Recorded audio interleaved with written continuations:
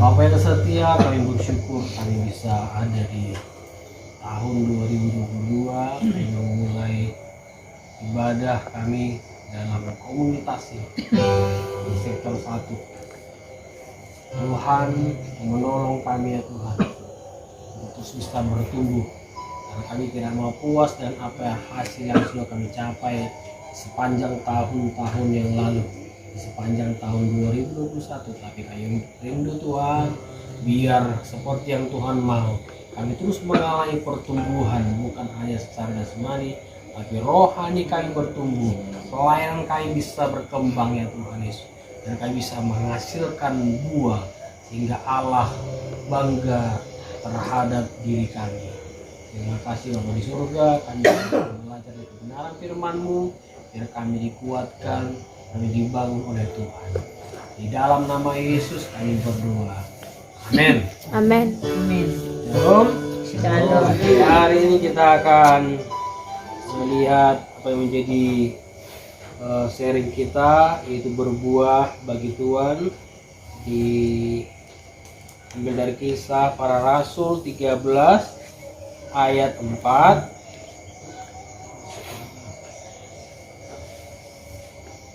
Kisah Rasul 13 ayat 4.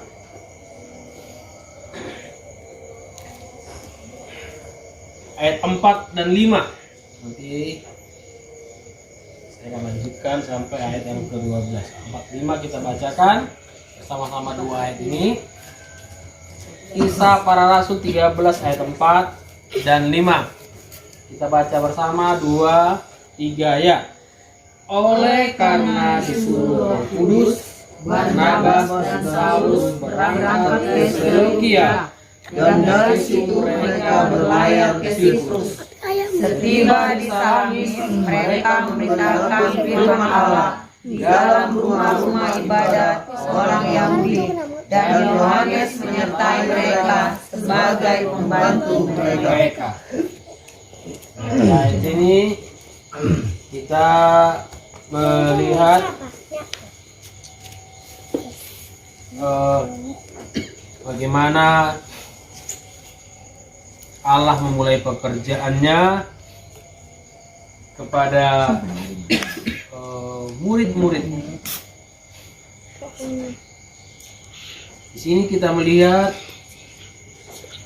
judulnya Saulus dan Barnabas di Pulau Siprus. Mereka berangkat. Kenapa mereka berangkat? Kalimat pertama dikatakan di sana, oleh karena apa mereka berangkat?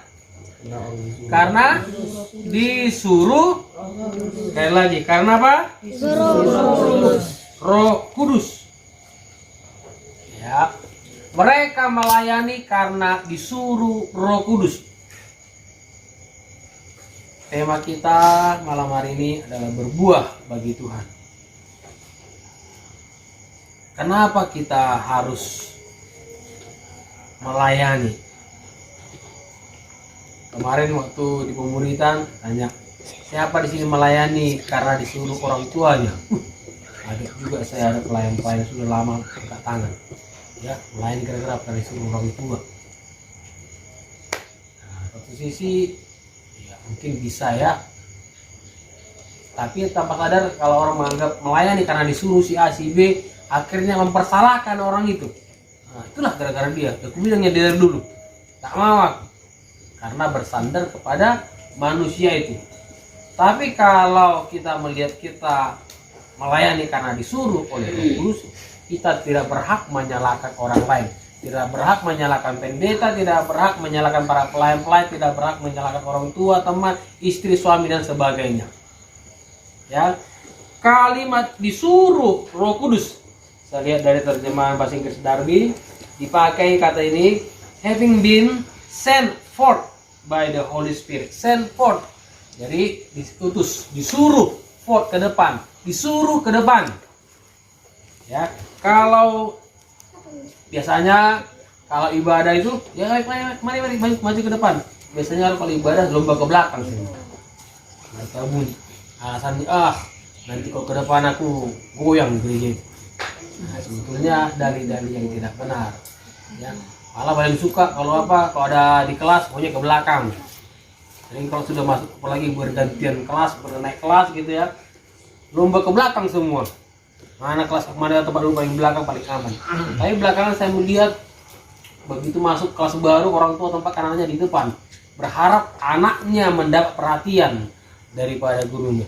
Kenapa orang tua mau menempatkan anaknya ke depan, berharap mendapat perhatian dari guru dan mengerti apa yang dia katakan guru. Di sini Roh Kudus mengutus ke depan, disuruh ke depan, melangkah maju, supaya kita bisa dengar apa yang Roh Kudus sampaikan, apa yang Tuhan mau. Kalau kita terus di belakang-belakang, tidak tahu apa-apa. Ya, jadi kita menganggap juga, kita mengajak juga supaya orang-orang itu mau melayani. Kalau melayani itu di depan. Ya, melayani itu nampak. Para asar itu juga melayani di depan mereka, di depan pintu. Nah, kalau asar melayani tapi di kamar mandi, udah betul lagi tuh. Ya, kalau melayani di depan berarti dilihat orang, diperhatikan orang, tahu menampilkan bagaimana. Ya, kalau kita mau di belakang-belakang saya tidak akan bisa jadi berkat bagi orang. Nah, jadi kalau kita mau bertumbuh bagi Tuhan, jangan mundur ke belakang lagi. Amin. Kalau kemarin pernah WL di WL, tahun ini bukan jadi WL, sekedar jadi WL lagi, tapi bisa mengkaderkan WL. Yang WL jawab amin. Tidak WL dosa jawab. Okay. Kalau kemarin-kemarin hanya sekedar singer, tahun ini bersiap menjadi WL. Yang singer katakan amin. Dia bukan singer, namanya itu. Iya Roh, nggak singer kan? Oh iya. Nah, maksud di sini apa? Memotivasi kita disuruh ke depan. Kalau tidak mengajak, menjawab, berarti kita masih mau sembunyi di belakang, puas ke belakang. Ya. Kalau orang di belakang kerjanya apa? Tukang masak, kamar mandi saja. Tapi kalau orang di depan melayani tamu-tamu, berhubungan dengan para pembesar-pembesar. Kalau di belakang-belakang kita tidak bisa berhubungan dengan para pembesar. Kalau ke belakang-belakang, kalau ada bupati yang lagi gitar sosok ke belakang itu. Kalau pentingnya pasti ke depan. Nah, supaya kita bisa melayani Tuhan, kita bisa jadi berkat bagi orang lain, mari mau memberi diri untuk disuruh Roh Kudus maju selangkah ke depan. Amen. Maju ke depan. Ya. Sebuah lirik lagu yang saya suka dari kampus Hillsong. Dari kampus yang pertama kali mereka bikin lagu, judulnya To Change Your Life, untuk mengubah hidupmu, it only takes one step. Untuk mengubah hidupmu dibutuhkan satu langkah, hanya butuh one step, satu langkah. Ya, satu langkah, begitu melangkah satu, pasti sudah berubah, tidak sama lagi. Ya, setiap orang sudah ngambil satu langkah, pasti berubah.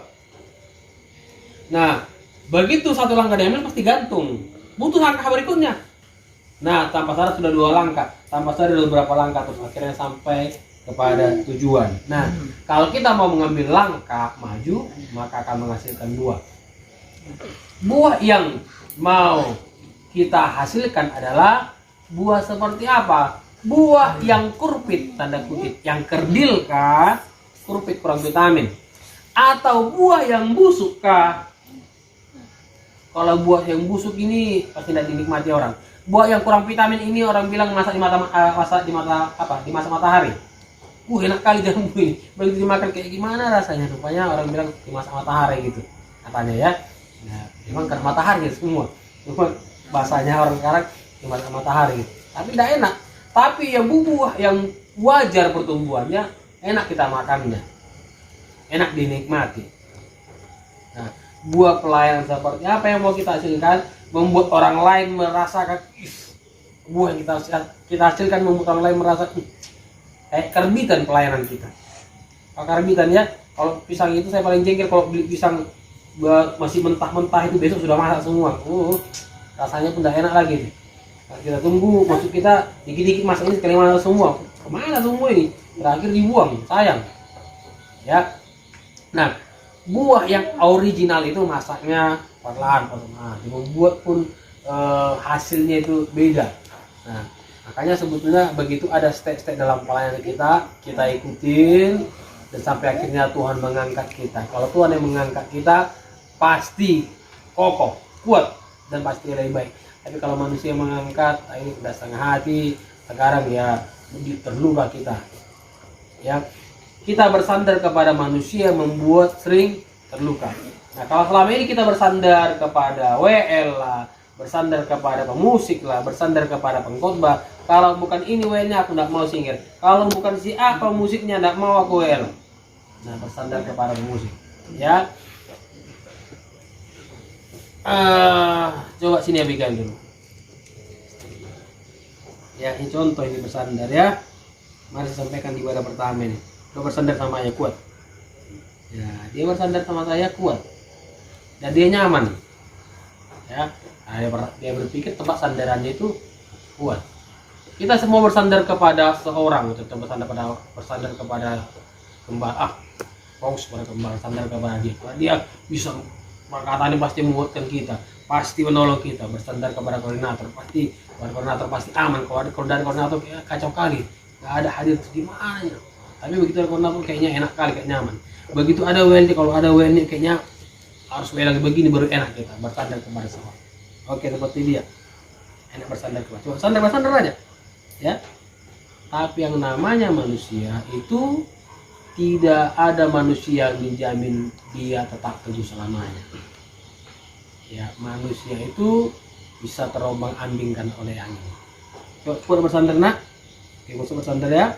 Saya manusia tidak sekarang tidak kokoh pendirian sekarang karena situasi yang berubah pendirian. Nah, saya bergeser. Nah, kalau saya bergeser, dia bisa yang gini, oleng dia. Nah, ada orang dia lagi asik dia begitu, lalu saya bergeser dikit aja, terganggu tidurnya, tersentak begitu. Lalu lama-lama dia marah. Ya ini dia nak kali aku tidur, akan dimarahi saya. Terlalu enak bersandar kepada seorang, contoh yang bersandar ini uangnya banyak. Ya, kalau ada sponsor nak kali kayak nyaman, tiba-tiba tidak bisa menyalurkan lagi. Ini boleh menyalahkan. Maksudnya apa? Tahunya mungkin ada orang lain lagi yang di hatinya yang lepas. Nah, mulai ini gembala ini udah mulai nggak bisa mulai aplikasi kami bersandar kepada dia. Kayaknya koordinator ini mungkin kurang membela WL ini, membela musik ini. Kayaknya dia mulai membuat kasta-kasta karena bersandar kepada orang. Ya, tapi kalau kita bersandar kepada Tuhan, yang namanya Tuhan dia tidak berubah dulu, sekarang, sampai selamanya. Bagaimanapun kita bersandar kepada dia tidak akan berubah, pasti kuat. Ya, meskipun tetap kokoh. Ya, kami tadi saya ngajar mengenai sejarah gereja di Sulawesi. Kalau di Sumatera Utara, kalau Indonesia bagian barat, itu biasanya kalau sudah pagi suara yang bunyi, yang kedengaran yang rame, suara bunyi azan ya. Bunyi satu kali saya dibangun adik saya waktu itu di Makassar, dia telepon saya, Bang gimana sehat? Gimana di situ? Ya biasa pagi-pagi sini bunyi azan. Oh bang, suara apa bunyi di sini? Azan? Enggak. Apa bunyi di situ? Lagu rohani. Dari sini bunyi ku telah mati, segala puji syukur, dan begitu banyak lagu rohani yang bisa. Kaget, iya dengar. Ini di sini pagi-pagi jam tengah ini udah bunyi semua. Bukan suara-suara aja. Kok bisa mendominasi ya? Nah, waktu masuk VOC ke sana, itu VOC bisnis daripada Belanda untuk juga mengatur daripada gereja, mengatur kehidupan masyarakat perekonomian di Indonesia, memperbudak juga Indonesia. Bisa mempersalahkan pusat itu di Jakarta, di Jawa, kenapa tidak bela kami? Tapi mereka tidak persalahkan Jawa, tidak persalahkan pemerintah yang lain. Justru walaupun mereka mengalihkan tangan dari VOC, mereka tidak bersandar kepada yang lain, mereka membela tempat di mana mereka berada dan mereka bersaksi di sana, dan akhirnya suara-suara kerohanian muncul pagi-pagi. Ya, mereka tidak bergantung orang lain, mereka tetap bertumbuh. Nah, pertumbuhan kita tidak bergantung kepada Eva yang lain. Meskipun nantinya saya kurang setuju kalau kata pecah. Yang namanya pecah, pecah GW merah, mendengarnya saja sudah jelek. Kalau membelah namanya membelah itu pasti bagus. Ya, membelah pasti tujuannya lebih bagus lagi. Nah, membelah pasti akan membuat berkembang. Seperti amuba dia membelah, nah, makin banyak. Nah, kalau di sektor satu akan membelah nantinya, kita harus siap memang. Mau bagaimana? Tiba-tiba kita harus membelah. Siapalah kawan nanti? Nah, inilah kawan, ini aja tuh kawan nanti. Kapan bisa bertumbuh gini? Kita yang menentukan itu. Ya, kita sekarang aja kita menentukannya. Karena kita bersandar kepada siapa selama ini? Bersandar kepada seorang kah? Bersandar kalau enggak ini welnya dulu udah bertumbuh kita. Nah, apa yang saya mulai dulu di GB Kota, ya di sekretariat dulu setiap minggunya, itu sampai istri Pak Regar, saya melatih dia khotbah. Ya, kami sama-sama S1, saya melatih dia khotbah di situ. Tidak pernah khotbah, saya latih, kasih sama, ibu harus bisa khotbah. Nggak tahu aku, segala macam dengan Kak Iwan, ya udahlah. Harus bisa, ya minggu depan terus kita mimpi. Padahal saya belum bapak, ya. Gimana lah ngajar, ngasih masukan, ya. Terus, oke lah. Udah nyampe 5 menit khotbahnya. Ya, makasih Bu ya. Kesempatan minggu depan saya lanjutkan lagi. 2 bulan berikutnya dikasih kesempatan lagi. Ngomong lah dia. Dan ternyata bisa lewat setengah jam. Berhasil. Termasuk Ibu Pina yang tukang bakwan di sekretariat. Pertama suruh khotbah dia. Apa aku tahu tukang bakwan ya udah tukang bakwan bisa pakai oleh Tuhan. Akhirnya khotbah dia. Kejadian 1 ayat 1. Saya pedak sampai kejadian 1 ayat 1. Dan berikutnya tengoknya si Anus ini kan khotbah, udah boleh bisa khotbah. Oke, aku mau khotbah. Yohanes bikin aku khotbah. Iya, oke Bu, mantap Ibu. Khotbah dia. Mulai khotbah dia. Membacakan 1 ayat Matius. Aduh itulah, enggak tahu aku. Tapi itu loh baik kan lah Tuhan itu, tambah lagi 5 menit. Hanya bilang Tuhan itu baik kali. Nah, setelahnya 5 menit dan kurang pintar aku menyampaikan. Kalau apalagi pendidikanku begini, ada tambah lagi 10 menit. Dan terasa setelah ngomong dia udah 1 jam. Tapi aku tiap mulai jam 8 sampai jam 9 tak siap Ibu Pina khotbah. Ya, dan ternyata mulai bisa. Kami akhirnya di Takai Melika Bolga Julu, bukan di kota lagi. Kami nangani Bolga Julu bersama Pak Damler dan Ibu Rosinur. Kelampangan juga begitu, WN-nya begitu. Begitu WN dibikin kayak HKBP. Ya. Apa yang telah kamu buat? Apa yang kau perbuat di dalam hidupku? Kita nyanyi rencana indah, rencana indah, begitu. Mungkin begitu. Tapi itu pertama dikerjakannya. Selama kita belum berhenti nyanyi, tidak ngomong dia. Tengok dia diam semua nyanyi, baru dia ngomong. Ini berikutnya. Ya, paling tidak sudah berikan arahan kemana-mana. Saya perlahan-lahan dia mulai belajar. Tengok ini bisa kok bisa ya. Kapan bisa aja. Nah, aku ditulis jadwal lama-lama mulai bisa. Nah, kesempatan seperti ya terus kita harus kembangkan. Ya kayak contohnya Natal kita kemarin di sektor apa ya? Natal sektor 1, 2 dan 5 yang mau kita usahakan kemarin semuanya yang tidak pernah yang tidak sering muncul di depan. Karena pasti orang pikir nanti pasti ini fungsinya nanti pasti kan. Pasti WL-nya cianu. Jadi orang pikir begitu. Kita melihat ya ternyata masyarakat yang fungsinya tapi kalau orang ini dimunculkan lagi supaya nampak di FA itu orang dikaderkan, dilatih. Nah begitu ya, sangat disayangkan. Tiba pergi ke sektor, saya pergi ke salah satu sektor, saya lihat ya pembicara ini aja kapan ini semua bisa berlatih. Nah kemarin kan belum sempat untuk kita gabung sampai siapa ya dengan Pak Nomboman, sudah mulai ibu itu bicara, ibu itu yang ini khotbah, sudah bisa WL. Begitu kita tinggalkan hilang lagi, saya orang tidak kenal lagi. Nah, kita mau supaya semuanya bisa bertumbuh di jalan FA itu ya. Tidak ada yang tidak bisa, semua kita bisa memberi pengaruh. Ya, mungkin ada sudah ketuaan aku, mungkin Pak Junta aja dulu bilang, aduh gimana dari telepon saya. Orang lihat gimana aku mau khotbah dirindam. Oke, kasih masukan.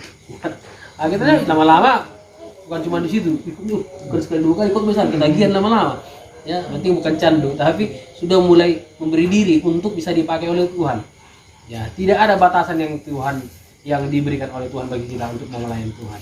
Ya, hanya saya jangan sampai sudah mati aku melayani Tuhan. Jangan sampai seperti itu. Selagi masih ada waktu. Ya, yang ayat 5. Setiba di Salamis mereka memberitakan firman Allah dalam rumah-rumah ibadat orang Yahudi. Dan Yohanes menyertai mereka sebagai apa? Pembantu mereka. Sama-sama kita katakan Pembantu mereka. Jadi Yohanes kerja apa di situ? Pembantu. Apa kerjaan melayani? Apa kerjanya? Nyusun kursi. Nyusun kursinya. Baik, ya, apa yang bisa kita kerjakan? Semuanya itu berharga dari mata Tuhan. Sama upahnya itu. Ya, ada seorang anak nanya sama saya, udah nanti kok melayani, apalah dapatku dari situ? Saya ini mau cari untung di dalam pelayanan. Justru pelayanan apa yang mau kita berikan untuk Tuhan? Tuhan persembahkan ini pengetahuan, ini persembahkan apa yang bisa. Nah, ini tidak mempersalahkan orang lain, tidak mengambil apa yang bisa kita dapat di sana. Karena selama ini mungkin diajari dari kita lihat orang lain mau melayani apa yang bisa kita dapat, apa yang bisa kita pulang dari situ. Bukan Tuhan, inilah hidupku Tuhan, mempersembahkan pengetahuan, mau bikin ini Tuhan. Ya, semua pasti bisa memberi pengaruh. Ya, contoh saja orang kuliah, udah ketua untuk kuliah. Ternyata saya buka buku internet ada umur 90 tahun kuliah, opung-opung. Tapi ini untuk apanya lagi? Tapi dia mau tunjukkan bisa seperti dia mau belajar, yang lain harus mau belajar. Ya, memberi pengaruh. Nah, kalau bukan karena Tuhan, tidak akan bisa memberi pengaruh positif kita. Nah, kemarin saya baca ini, saya makin terbukakan juga tadi. Coba sebentar kita lihat kisah Kejadian pasal 17. Kejadian pasal 17 ayat yang 17. Kejadian 17 ayat 17. Coba baca, kuat ya. Yuk. Lalu tertunduklah Abraham dan tertawa serta berkata dalam hatinya, mungkinkah bagi seorang yang berumur 100 tahun dilahirkan seorang anak, dan mungkinkah Sarah yang telah berumur 90 tahun itu melahirkan seorang anak? Oke, pertanyaan sini. Berapa umur Sarah waktu itu? Waktu yang ini berapa? 90. Kira-kira orang 90 disebut apa? Nenek. Kalau perempuan umur 90 tahun disebut nenek. Kalau kita di Batak disebut opung. Ya, opung. Opung Sarah ini. Ya, opung Sarah umurnya berapa tahun? 90 tahun. Ya. Ternyata salah selidiki beda umur Sarah dari Abraham ternyata 10 tahun. Ya. Jadi baru saya sedikit ternyata 10 tahun karena 90 itu kan 90 tahun. Abraham 100, berarti 100 kurang 90 orang banyak lagi tahun. Ya. Nah, Abraham pertama dipanggil Tuhan umurnya 75 tahun. Oke, setelah dipanggil dia 75 tahun, dalam beberapa waktu kemudian akhirnya dia ke Mesir. Di Mesir dia bilang sama Sarah, kalau orang nanya, bilang kau adikku ya, bukan istri. Dan perkiraan kalau di Mesir dia perkiraan 10 tahun umurnya, berarti umur tambah 10 tahun, berarti umur Abraham adalah 85 tahun. 85 tahun dia di Mesir. Umur Sarah berarti adalah orang 10, berarti 75 tahun. Umur 75 tahun dia opung dan orang-orang pegawai Firaun melihat cantik kali. Bayangkan lihat opung 75 tahun dari sini. Ya, tetangga ini bilang cantik kali. Kita lihat mungkin tanda kutip ya. Apa janda muda. Ya aja. Aku dulu orang. Atau lihat anak gadis seperti itu 75 tahun. Cantik kali. Ya setelah lagi diberitahukan satu komplek ini. Cantik kali dari lihat bang. Nah, dan kabar itu sampai kepada Firaun. Panggil. Dalam hati gue begini, yang ada lagi perempuan di sana. Kenapa tertarik sama dia si 75 tahun ini? Dan akhirnya dipulangkan, ya. Dan akhirnya tahu Firaun itu istrinya rupanya dipulangkan. Dan berlalulah dalam kisah Yohanes Kejadian pasal 17 ini. Ya, mungkinkah bagi seorang yang berumur 100 tahun dilahirkan anak? Mungkinkah Sarah yang berumur 90 tahun melahirkan seorang anak? Nah, ya. Jawabannya ya, tahun depan. Ya, tahun depan akan melahirkan anak. Ayat 21. perjanjianku akan kuadakan dengan Sarah yang akan dilakukan Sarah bagimu tahun yang akan datang.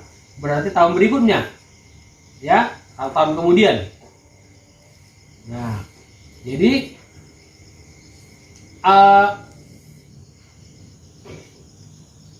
akan melahirkanlah si Sarah tahun berikutnya. Kejadian 18, ya. Kejadian 18 ayat 14. Adakah sesuatu yang apapun yang mustahil untuk Tuhan?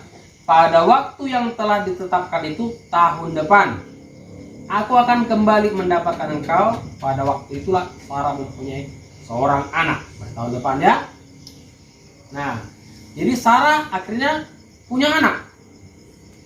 Ya. Abraham punya anak. Abraham umurnya 100 tahun. Berarti Abraham umur 100 tahun, Sarah umurnya 90 tahun, ya. Nah, sebelum pasal 21 lahir Ishak, kita lihat pasal 20. Judulnya adalah Abraham dan Abimelek. Nah, Abimelek ini melihat juga Sarah.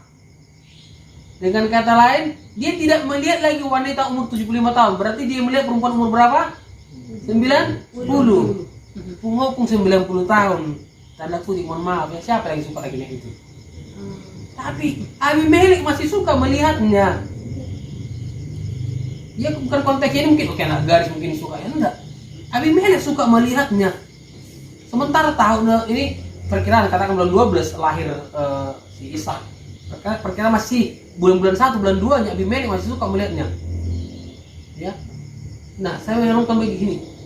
Kalau bukan Tuhan, tidak akan ada raja, bahkan pegawai-pegawai yang memuji-muji nenek-nenek ini lebih cantik dari anak gadis, lebih cantik dari janda muda. Ya, kesimpulannya bagi kita, kalau bukan Tuhan, mau bagaimanapun pengetahuan kita, mau bagaimana berapa umur kita, tidak akan bisa kita melayani Tuhan dengan baik. Mungkin mengandalkan pengetahuan, mungkin ada tadi itu kata dia ada perempuan ini katanya cantik, orang muda, tapi tidak beri pengaruh, tidak tertarik Raja Firaun atau Abimelek. Ya, mungkin kita menganggap aku sudah bisa kali kok, aku sudah begini segala macam. Tapi Tuhan tidak tertarik dengan pelayanan kita, hambar. Nah, apa yang kita bisa, biar kita serahkan kepada Tuhan. Tuhan, aku bisa ini karena Tuhan, aku kembalikan untuk Tuhan. Biar Tuhan bangga dengan apa yang kita bisa. Nah, yang selanjutnya kita kembali kepada Kisah Rasul pasal 13 tadi. Ya, melayani sebagai apapun kita kerjakan, kita kerjakan. Ayat 9. Kisah Rasul 13. Tetapi Saulus juga disebut Paulus, yang penuh dengan Roh Kudus. Oke. Kisah Rasul 13 ayat 9. Saulus yang penuh dengan Roh Kudus. Berarti kalau kita melayani, mari kita melayani biar dipenuhi dengan Roh Kudus, bukan dipenuhi dengan di hati masih bisa menyimpan enggak. Ya, hingga pelayanan kita kerjakan, ya orang diberkati. Ya, pelan-pelan saya memperhatikan belakangan ini pelayan kita, aduh, jangan sampai kita melayani hanya show di orang lain dengan perkataan-perkataan yang wah sepertinya menyenangkan orang. Waduh, andai kata pun kita nanti mau share atau live kan, rekam videonya biar jadi berkah bagi orang. Jadi ada orang bilang, kok begini ya, kenapa ininya, kenapa ini? Jadi protes-protes orang yang kita lihat. Nah, tapi kalau kita belajar penuh dengan Roh Kudus, itu iblisnya pun ini, yang berikutnya iblisnya pun takut. Nah, dengan pelayanan kita penuh dengan Roh Kudus, saya percaya, saya yakin, waktu kita menaikkan pujian, orang bisa mengalami kelepasan, orang itu akan mengalami kelegaan, terasa hadiratnya. Ya, saya belajar sekali kalau dalam melayani ini, kalau mungkin tidak nyambung gini-gini, ya Tuhan, aku penting hatiku di sini mau fokus biar Tuhan disenangkan apa yang aku kerjakan. Kemarin berapa kali juga nyambung gini, kecepatan ininya, penting aku bikin hatiku bisa fokus kepada jangan sampai dirusak. Sangat jelek sekali kalau tiba-tiba lagi berat, maaf saudaraku salah kunci. Lalu ya, dulu pernah di kejadian di tempat begini. Tengah ibadah dihentikan, maaf saudaraku salah kunci. Ini persiapan yang kurang baik. Kalau kita kurang Roh Kudus, kita akan belajar. Mungkin kurang pas kuncinya. Langsung lanjut aja kita mengkolaborasi. Jadi kekurangan-kekurangan yang lain bisa kita tutupin. Ya, pelayanan kita ini harus bisa menghasilkan buah. Nah, jangan sampai pelayanan kita monoton begitu-begitu saja. Nah, berbicara tentang buah, coba kita perhatikan.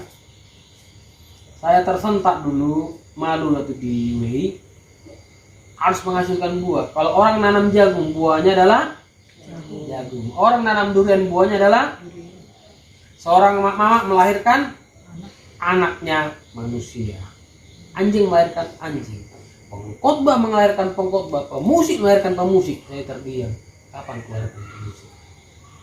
Waktu itu. Karena masih ada pikiran begini, ditanamkan di share ke saya, biar dirusak pikiran saya. Kalau kau ajar si anu, nanti akan itu bisa, nanti itu menyingkirkan kau. Berarti si anu itu menyingkirkan kau itu. Lama-lama saya tidak bertumbuh gara-gara itu. Saya inginkan perkataan yang melemahkan, mengganggu diri saya. Dan lama-lama saya buang. Tidak. Ya, saya latih. Saya bisa WL, kulatih WL. WL berbuahkan WL. Saya masuk kemarin saya ajari orang-orang di Mortok, di Jenny, di Dewi dan sebagainya. Ya, bisa WL, latih. Pemusik melahirkan pemusik. Waktu itu hanya si Pina yang bisa kopanan. Ya, dan mulai pelan-pelan saya bisa musik, melahirkan musik di Mela. Lahir pemusik di Mela. Dan mulai bisa. Saya bisa WL, latih WL dan lainnya. Nah, saya mau ngajak kita juga di sini. Yang bisa WL, lahirkan WL. Kalau tidak bisa melahirkan, namanya antun. Bisa? Supaya kita juga seperti dulu. Artinya ini, jangan sampai di tahun 2022 ini kita menjadi pelayan yang mandul. Jangan ngerti ya? Jangan menjadi pelayan yang mandul. Amin. Amin. Karena tema kita hari ini berbuah bagi Tuhan. WL buahnya adalah WL, jangan berbuahkan aser. Dari itu. Ya. Singer berbuahkan singer. Enggak akan jadi WL ya. Hah? Itu kan udah bulat gitu. Ya. Nah, kita mau juga di sini. Ya, oke. Saya mau di sini melatihkan, mungkin yang lain bisa apa namanya. Saya jarang ya khotbah di sini, kecuali mungkin disuruh, dipercayakan. Kalau bantu saya sumpah ini keluar ngomong. Kapan ngomong siapa? Si Ros. Kapan ngomong itu ngomong semua supaya terbiasa bisa ambil apa dipakai oleh Tuhan. Bukan saya saja. Ya. Nah, ini mau saya pakai juga supaya jangan Pak Jib saja, tiba gini Pak Agus saja. Kapan bertumbuh yang lainnya? Nah, supaya mengalami perkembangan kita ini. Nah, contohnya membelah menantinya ya. Saya mau mengharapkan berikutnya bisa memperkali tempat-tempat yang lain juga bisa bertumbuh kita. Nah, jadi semua orang di Kibimela bisa menghasilkan buah. Ya, yang kalau tahun ini ya contohnya Pak Junta atau Ibu Syambaton sudah bisa menyampaikan materi khotbah yang berseri, hasilkan lagi orang lain. Dan Ros harus bisa lagi bimbing lagi, ajarkan untuk bisa berkhotbah. Nah, si Ibu Isbin pun diajari khotbah. Habis itu ada kenalan lain, baru namanya multiplikasi itu terjadi. Ya, supaya jangan monoton ini saja, jangan timbul perkataan orang itu aja nanti orang-orang. Jadi tidak mengalami perkembangan. Yang mengalami perkembangan itu pasti menghasilkan buah. Ya, buah yang mau kita hasilkan bukan buah yang berbuah pada musimnya. Karena saya pribadi, saya kurang pas bagi saya lirik lagu ini. Engkau ada bersamaku di setiap musim hidupku. Berarti berapa musim dalam hidup itu lalu berapa musim? Setiap musim ya? Musim. Dalam musim, dalam diri kita masing-masing. Emosi. Saya bawakan gini, oke Tuhan, bulan 1 aku lagi emosi Tuhan, musim emosi. Emang tahu aku hadir Tuhan di situ, hadir dia ya. Masuk bulan 2 Tuhan, musim cemas ini Tuhan. Masuk bulan 3 Tuhan, bulan 3 lah Tuhan, musim semangat yang melayani Tuhan. Masuk bulan 4 kalau bisa agak semangat dengan Tuhan. Bulan 5, oh Tuhan, kalau bisa mundurlah dulu aku Tuhan. Musim-musim ini yang kita mau tawarkan, kita mau hasilkan. Memang Tuhan hadir setiap musim itu. Pertanyaannya, apakah kita menjadi pelayan Tuhan yang naik mundur terus pada musim-musim? Ya, Kalau lagi orang udah semangat, aku udah semangat lah. Orang lain lagi semangat, aku semangat lah. Kalau kau semangat, aku semangat. Itu musiman. Tetapi dalam Alkitab dijelaskan kita Wahyu, ada tanaman yang selalu berbuah. Tiap bulan berbuah. Tidak musiman. Jadi kita jangan menjadi pelayan, jangan menjadi orang Kristen musiman. Musim ini lagi kayak Pak Ferdi bilang, "Ayo hati-hati ya, bulan 2 biasanya kalau sudah bertingkai nih. Asal bulan 2." Bikin musimannya begitu begini ya. Nah, kemarin saya ingatkan juga waktu latihan. Ya, was-was Pak. Tapi jangan jadi musiman ya. Setiap bulan hati diri. Anggap ini kesempatan. Saya bilang bukan kesempatan. Dia bilang, "Enggak, saya dikasih Pak Syeda kesempatan terakhir." Saya bilang tidak ada kesempatan terakhir. Anggap ini kesempatan terakhir. Yang mau dia menganggap ini kesempatan, bukan saya kasih kesempatan terakhir. Kesempatan terakhir. Kalau kesempatan terakhir berarti jangan main-main. Ya, jadi kita menjadi pelayan Tuhan, jangan menjadi pelayan yang musiman. Biar setiap bulan menghasilkan, setiap bulan terus berproduksi, setiap bulan bisa berkembang, semakin banyak orang yang ini, ya, semakin banyak orang-orang kita hasilkan. Kalau gini caranya, nggak khawatir kita keterangan orang pemusik. Ya, pakai keyboard saya latih bisa mandiri semua ini. Ini ya ini lain semuanya aku bilang ya, les kenal apa? Lebih gaya les ya, kau gurunya. Tiap bulan aku bayar uang lesnya. Saya semangat juga dia ya. Ini supaya semangat dia, karena dia pelan-pelan cuman dia hanya mana kurang tahu dia itu yang ditanya ke saya selebihnya dia bongkar terus gali-gali. Dia bilang kejar sama kayak anak siapa itu, Mas Andin.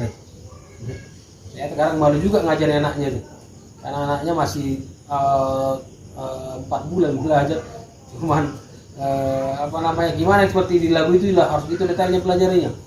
Karena gitu dia sekarang udah pengaruh di KBC Bumbon lah. Kita mungkin perspektif kita rapi-rapi kita sederhanakan, tidak mau gali-gali terus. Mulai sekarang belajar not balap, belajar not balap setengah tahun, sekarang lagunya hanya cicak-cicak. Itu aja sekarang kayak butuh orang. Dan sekarang dituntut saya ngajar not balap pada orang lain, tidak mau lambanlah pelajarannya. Belajar lagi harga data berapa. Tapi ya ini membuat semangat lah. Apa yang bisa kita kerjakan jadi berkat bagi orang. Ya, penting kita tidak persalahkan si A, tidak persalahkan si B, tapi kita lihat ini karena disuruh Roh Kudus saya maju, go for, pergi ke depan, send ke depan, disuruh ke depan, dan biar kita terus maju. Ayat terakhir ayat 12, melihat apa yang telah terjadi itu percayalah gubernur itu, ia takjub oleh ajaran Tuhan. Ya, ayo sama-sama kita belajar membersihkan daripada status diteruskan apalagi diteruskan berkali-kali. Karena itu di wilayah kita masing-masing, ya, kalau ada begitu itu orang yang tidak mau mengizinkan dirinya dipakai Tuhan, tapi mengizinkan orang lain dipakai Tuhan. Tuhan, pakailah dia. Makanya kita sering diteruskan berkali-kali. Kalau kita mau dipakai Tuhan, biar dari diri kita lah, share dari diri kita masing-masing. Apa yang pasti percaya dari lain itu semuanya pasti ada Tuhan ngomong. Itulah kita share kepada orang lain. Berarti siap kita dipakai. Itu udah berbuah. Tapi kita teruskan punya orang yang terus, hati-hati. Itu ajaran siapa? Ajaran orang. Dan kenapa gubernur dipercaya? Karena tajuk oleh ajaran Tuhan. Kita share melalui diri kita pribadi, itu ajaran Tuhan sampaikan kepada kita, jadi berkat bagi orang lain. Jadi orang lihat, wah, terima kasih perkataan saudara, perkataan bapak, ibu itu like sampai memberkati kali, wah, karena melihat dari diri kita. Jadi nanti terus berkali-kali, dari siapa kau ambil, nama begitu. Dan akhirnya bisa menjadi perbadan orang lain. Kau share sampai kau perhitungkan, ini siapa?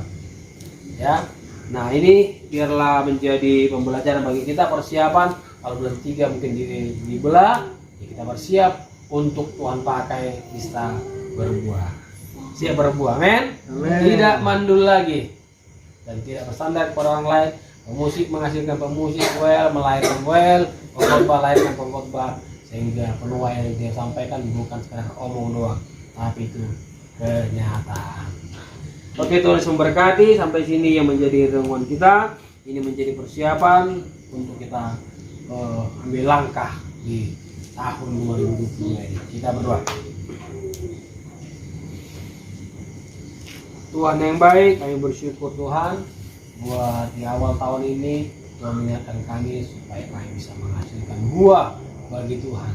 Kalau selama ini Tuhan kami mungkin merasa sudah cukup bertumbuh saja, cukup hidup saja, dan kami tidak sekedar bertumbuh saja, tapi mau ada buah yang keluar dari hidup kami yang dinikmati oleh orang lain, yang dimana Tuhan bangga melihat